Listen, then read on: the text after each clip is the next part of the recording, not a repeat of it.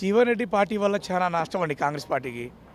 దాదాపు నిజామాబాద్, కరీంనగర్ అండ్ జగిత్యాల, నిజామాబాదు, కరీంనగర్, జగిత్యాల 3 జిల్లాలకి జీవన్ రెడ్డి గారి యొక్క ప్రభావం చూపించబోతుంది.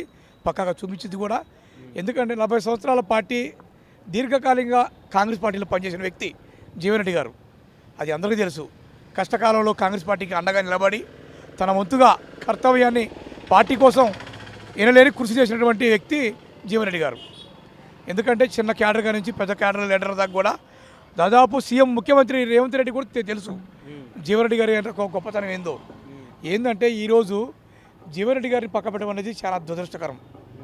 కాంగ్రెస్ పార్టీకి తీరని లోటు కూడా, తీరని నష్టం కూడా.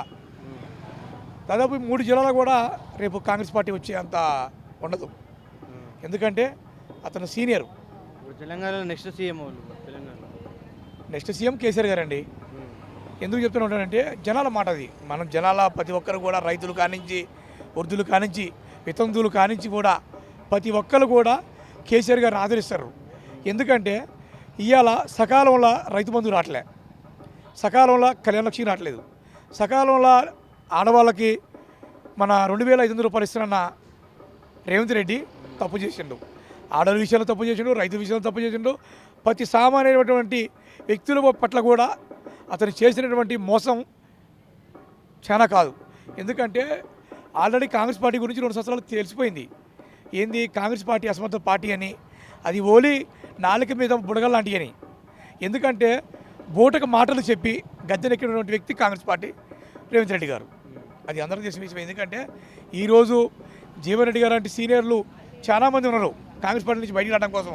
ఎందుకంటే పార్టీ కోసం మనం కష్టపడ్డాం. ఇప్పుడు వచ్చిన రేవంత్ రెడ్డి గురించి మనం ఎందుకు పార్టీ మారాలి అన్న వ్యక్తులు కొంతమంది ఉన్నారు. అతను చేసేటువంటి దుర్మార్గమైనటువంటి పాలన ప్రతి ఒక్క ఎమ్మెల్యేకి, మంత్రులు కూడా తెలుసు.